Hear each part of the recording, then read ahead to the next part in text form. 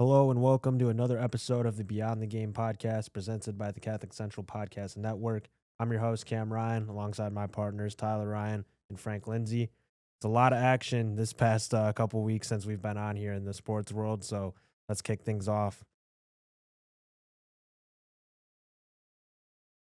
Catholic Central, they beat Grand Ledge and St. John's in their last two games. Quite the blowout wins, boys. What did you think? You guys were on the call again in the Grand Ledge game. How was that experience, and what did you think of the game? I think the running game has really taken a step up from the start of the season, and I think that's going to be the key players in these next couple of games, playoffs. Yeah, certainly. When I talked to Coach Sasante throughout the week last week, he said he definitely wanted to balance out the backfield with Connor Ryan, Cedric Williams, Ryan Jafer, JJ Chevalier. Like these guys are all getting into the game, and they're all producing very well. Frank, what about you? Yeah, it was just a bit of a slow start for CC in the first half. Yeah. A couple things didn't go their way. A block kick to end the half, not looking great going into the second half, but obviously the run game definitely helped with Cedric Williams getting most of the playing time, and then we have fresh legs like Ryan Jafer and JJ Chevalier coming in at the end to try and seal it off, which they did. Yeah, and I think it was me and you that talked about it on the air. We have Cedric Williams and Connor Ryan. That's kind of like the Thunder Lightning duo there. And then you bring in fresh legs with JJ Chevalier and Ryan Jafer, and that's like another Thunder Lightning duo. So, yeah, like you guys have said, the run game was great. It's been great all year, especially against Grand Ledge. And though the run game was great, I want to read off to you guys Duke Banna's stats, quarterback stats, through 8 games. He's a junior. 76 completions for 103 attempts. That means he's completing 73% of his passes. He's got 1,300 yards, 18 passing touchdowns to 1 interception, and he posts a QBR of 151.2. Folks, Duke Banna has a legitimate chance to be one of the best quarterbacks that's ever came through this school. I mean, this stat line is insane for a junior. What do you guys think about the passing game? Yeah, I mean, it is elite. I mean, when you have the Gash brothers outside and two good tight ends in Jack Janda and Damalam, Damalam, yep. yeah. I mean, it's hard to have a bad passing attack. And with Duke Banner showing that he is elite and is not just a game manager, as some would say, it just propels it to a whole nother level. Yeah, and it's certainly he plays like a different type of quarterback to what we saw last year with the Skylar Hunter. Skylar Hunter was great through the air, but he was extremely explosive with his legs. And when I talked to Coach Mack and Coach Sante at the beginning of the season about Duke and about kind of how that's kind of a change a little bit, they said Duke is sneaky athletic. Like he gets out of the pocket, he makes throws on the run, and we've seen it all year. He's been great under pressure, senses the pressure, rolls out, keeps his eyes downfield. He's been great all year. Frank, what are your thoughts? I mean, Duke Banta, the passes are almost as accurate as you can throw them. He's obviously not a game manager. I mean, he's throwing 50-yard passes to Samson Gash right on target. I mean, he is obviously, like you said, one of the best quarterbacks to come through CC. And I think with Samson and Gideon on the outside for him, it just helps him become a better QB as he goes on. Certainly. The receiving game has been great. We've talked about the Gash brothers quite a lot. But I kind of want to talk about our H-back, Cam Swearingen. The coaches describe him as kind of like the Swiss Army knife, right? He can run, he can throw, he can catch. He's got 209 receiving yards on the season, 2 touchdowns. He averages 26 yards a reception. Going into the playoffs, do you think that we've seen a lot of that pistol formation, right? Where you got a guy right behind Duke, you've got your wing and your wide receivers to the outside. Going into the playoffs, do you guys think that they'll spread Cam Swearingen out a little more and use him as more of like almost like a tight end, but not exactly like one? What do you guys think? Yeah, I think that is almost definitely what they're going to do. They have him on those run formations right behind the right tackle usually, and they motion him around a lot. And And I think that is a perfect way to use him. I think less is a receiving tight end, more of a blocking tight end. I think he's a really good blocker, Yeah. definitely. But I mean, we could see him definitely in a couple of those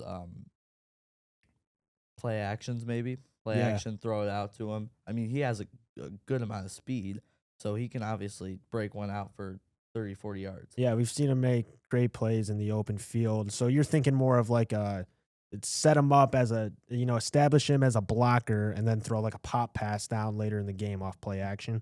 Yeah. Yeah, I completely agree.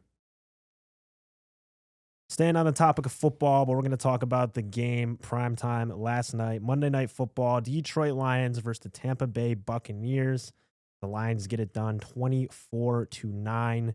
Jared Goff was 20 for 29, 241 yards, an interception, but also a touchdown. Put up a whopping 11 fantasy points. So, guys, what were your thoughts last night? My standout for the game was the entire backup secondary. Oh, yeah. I mean, I don't know if there was one guy on that team or in that secondary besides Amik Robertson that gets regular snaps during the games. Yeah, I didn't think anybody had heard of any of these dudes last night that we saw. I mean, everyone's making plays, and I'm like, who is this guy? They just picked this guy up from, wherever. Like, there's just a bunch of random dudes out there, and they were balling out. They were awesome. Yeah, continue. Yeah, exactly. If you told me before that game that Nick Whiteside II was going to have two amazing PBUs, a diving one and the game-sealing one, I would have been like, who is this guy? Yeah. Where are you pulling this from? And yet he did that. And that is like amazing to me. Like how Yeah, how you can have so many injuries on defense, and everyone going into the game, they're like, oh, this is a problem, right? Baker Mayfield's having an MVP caliber year. Yeah, his receivers are a little banged up, but this Lions secondary is completely banged up. And then to go out there and hold them to 9 points, just a great job, well done. Frank, what do you think? Yeah, obviously Mike Evans getting injured early. That was a little part about it, but I think helping with that defense was the coaching. I think the coaches definitely got that defense ready for this Buccaneers powerful passing Attack. passing attack. Baker Mayfield obviously having an MVP year. Didn't have one of the best games, but again, I'm not saying he's not a game manager, but he's a pretty good game manager if you look at it. And yeah. Obviously K. Dotton was really big for him, got 7 receptions, but the defense no one was really throwing it deep on the Lions. The secondary was just, I don't know, like you said, they were really good. And then flipping over the offensive side of Detroit, this is the same Bucs team that they lost to last year, where we saw the offense was not amazing. Jahmyr Gibbs, though, how about him? He had 17 attempts for 136 yards, 2 touchdowns, and had a 78-yard touchdown run. Put up 36 fantasy points, who I've got on my team, saved my game. What do you guys think of the offense? Because I've got several opinions of my own, but I kind of want to hear your guys' first. Yeah, I thought the rushing attack with Gibbs was really good. But with Montgomery in that backfield, I almost felt like their formations when they were running with him, it was predictable. And you could see that their D-line was like, oh, this is going to be a run. I'm going to bull rush and get into that backfield and stop them behind the line. Yeah. And I think that's what they need to stop doing, is having that predictability with their runs. Yeah, especially with the Montgomery packages. I completely agree. Gibbs, great game, 78 yards, like you said. I just think we need to get Montgomery into the game a little bit more. I think I like Gibbs as our number 1 back, but I feel like Montgomery, though he did get 13 carries, needs to be in the game a little bit more, whether it's for a run, whether it's for blocking, maybe, that DN coming off the edge. But I think he needs to be on the field a little bit more, though I do like Gibbs. Montgomery, I mean, we've had him for, 3 years? This is year 2, I believe. Year 2. Okay, year 2. We just need him on the field a little bit more. Yeah. I'm trying to think. Maybe that's wrong. Maybe he's here for 3.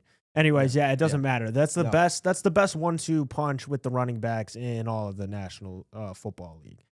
But like you were saying, Ty, the formations, the way the cadences, kind of everything about these Montgomery packages, since obviously the Baltimore game, it doesn't seem right. Like you said, it's super predictable. The guys' defenses are stacking the box. The line knows what's coming.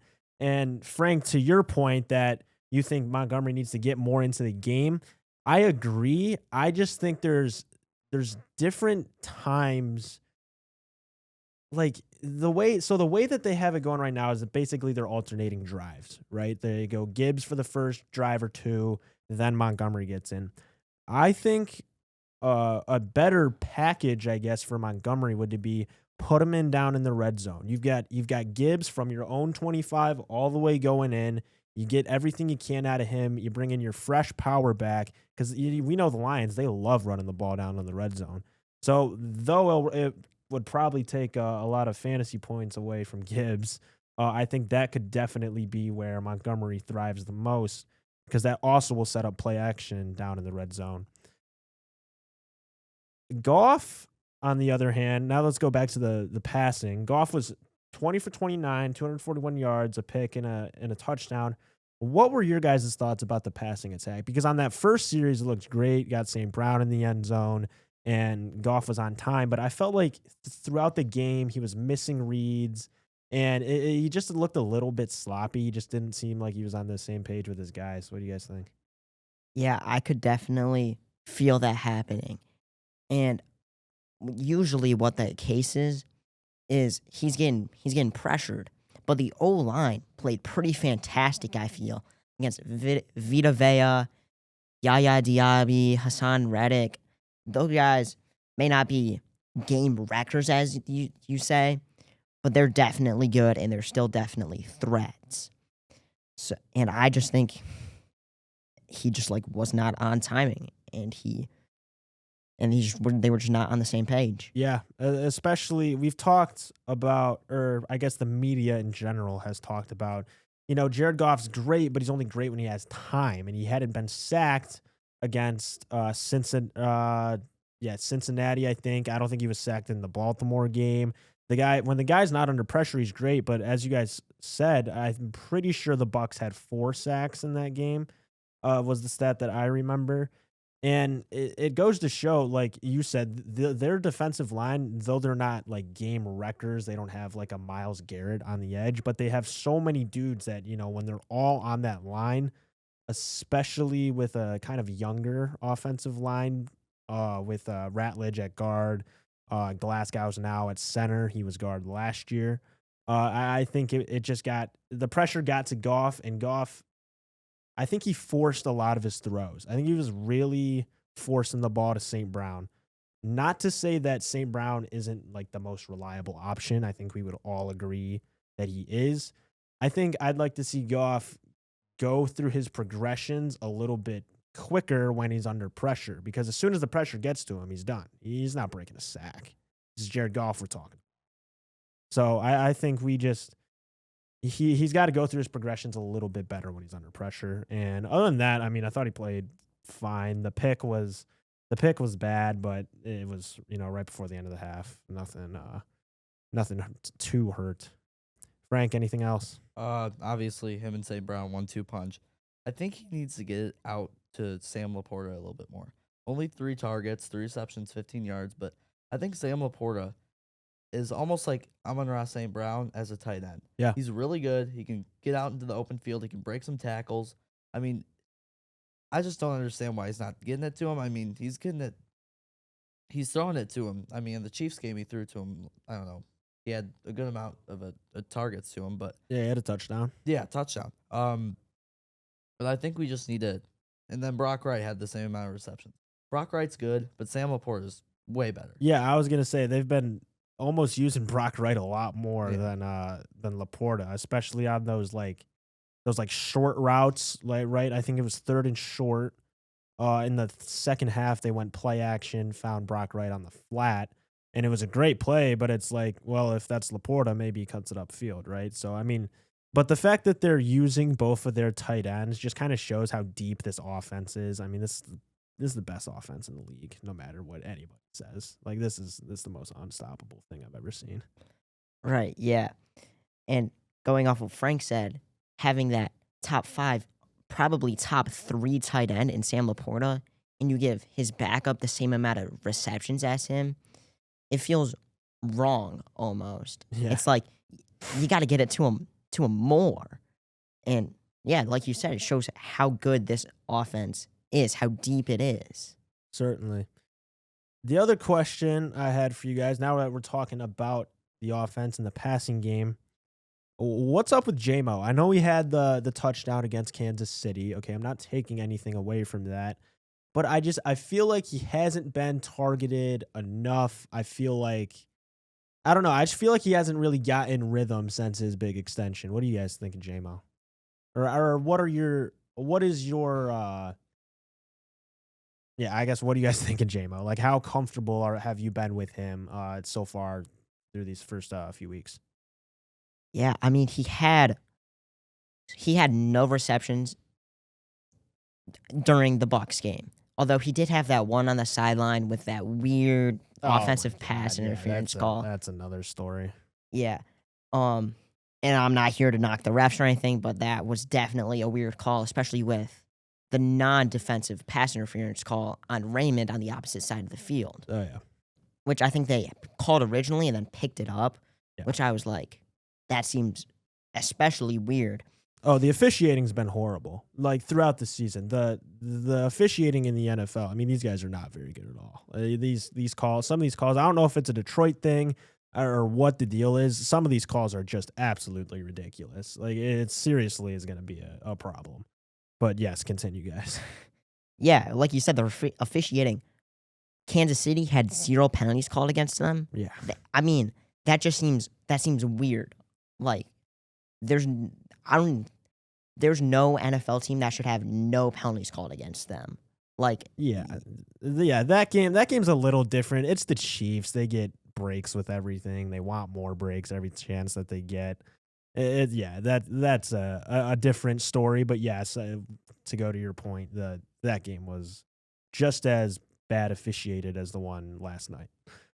Frank, what are your thoughts on J-Mo or the refs or kind of anything? Yeah, back to J-Mo.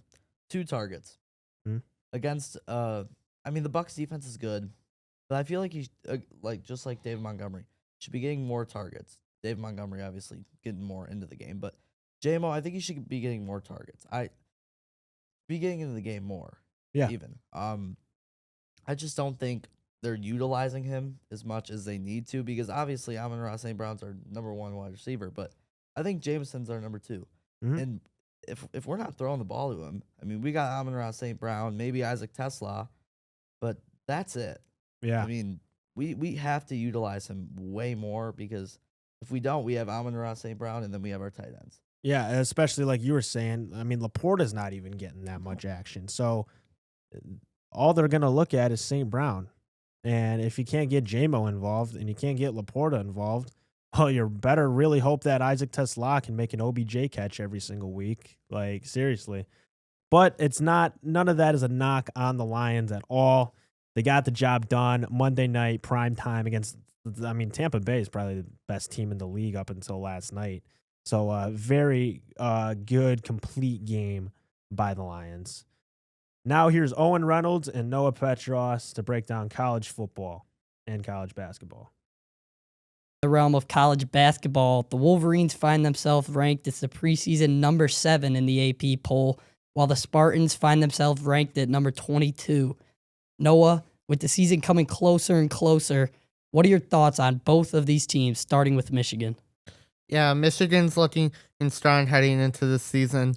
They've got veterans and veteran leadership, and Murray Brown, who's expected to be the go-to guy offensively, and Yetzel Layman Bird, who's got toughness and rebounding inside. I'd add in freshman Morris Johnson Jr., who's been making some noise early, and this is a well-rounded team if they stay healthy. Michigan has the pieces to compete for a Big Ten title and make a deep run in Arch. As for the Spartans, you can never really overlook a Tom Izzo team. The Spartans might be ranked 22nd right now, but they tend to get better as the season goes along. Jeremy Fears Jr. will be ET. He's got great court vision and can control the tempo. Plus, the addition of Damian Wolchak gives them more shooting on the perimeter. If they could clean up their rebounding and play with that class, is so great they could easily move up in the rankings. Yeah, no, I really like what you said about Michigan State because I feel like anytime you look at a Tom Izzo coach team, everybody early in the year, when I look at these rosters, I see Michigan has a little bit more firepower personally, but every year the Tom Izzo team just keeps building. Like you said, they keep getting better, they develop the chemistry, and I expect this Michigan State team to definitely be on point throughout this season.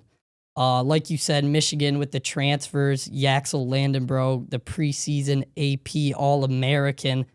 Everybody is hyped up about this guy, and he definitely has the locker room all hyped up with his presence and being there. Also in the transfer portal, like you said, Mo Johnson, Elliot Kadu from UNC, and I think everybody in this state can kind of feel the vibe and just the energy that this Michigan team and Michigan State team will both bring with very good basketball this year.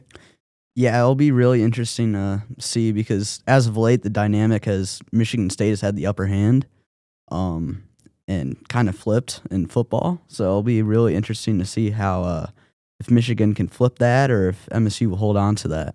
Yeah, what do you guys see for records predictions or if like goals for the teams? I think Michigan's goal this year is to win the Big Ten, go back to back. I feel like it's gonna be a tough race between them and Purdue. Who, in record wise, I think Michigan just wants to win around maybe like 25 games and get around like a 3 seed or 4 seed in March Madness. Yeah, Purdue's got a really good team, so it'll be interesting to see.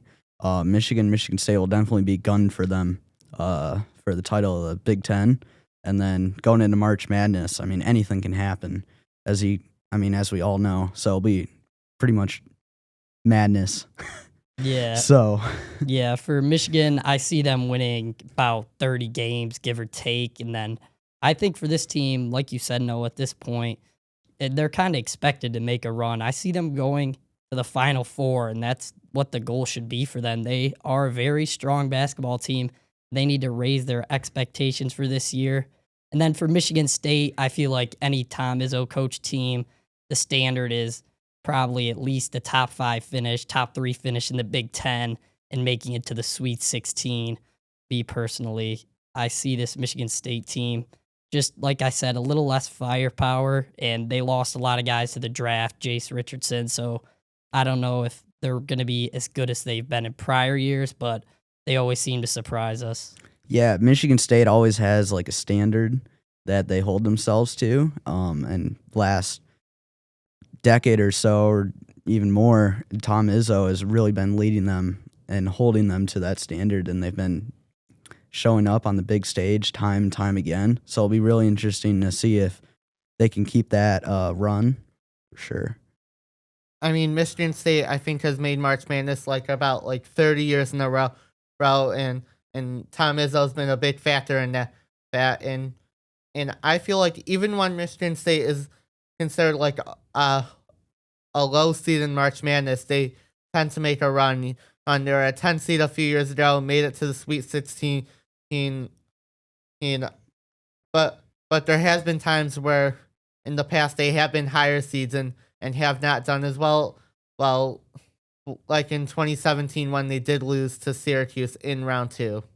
Yeah, in contrast, Michigan 2 years ago, I believe, they had that 1 year where I think they were bottom of the Big Ten, absolute bottom feeder. And then coming out last year, they completely flipped the script with hiring Dusty May as their head coach. So they're kind of on the up and up for sure. And you can see that in the moves that they've made. So really interesting dynamic in the state. Yeah, completely agree. Now we're going to go to another big game in the state that everybody has circled here. It's Michigan versus Michigan State college football. Michigan is coming hot off a 24-7 win against a strong Washington team, whereas Michigan State is fresh off a 38-13 loss to the number 3 ranked Indiana Hoosiers. Aaron, first off, what were your thoughts on the last game for each team? Yeah, Michigan looked really good, really back to as I was saying earlier. Michigan State has a standard for basketball. Michigan has that standard for football, and that team and that game against Washington UW, they looked really good. Won 24-7. Held Damon Williams, their Washington's quarterback, to only 209 yards, 3 interceptions, and held the whole team to 7 points. I mean, the game before, I think they played Rutgers. They won 38-13, which is a score you'll see to come more. But yeah, everyone delivered. Their defense, coached by Coach Martindale as their defensive coordinator, they looked really good, really solid. So it'll be really interesting to see if they can carry that out against MSU. Yeah, and another point you could say for the offense for Michigan, you have Justice Haynes, he's out, and everybody, he is a Heisman candidate so far this season.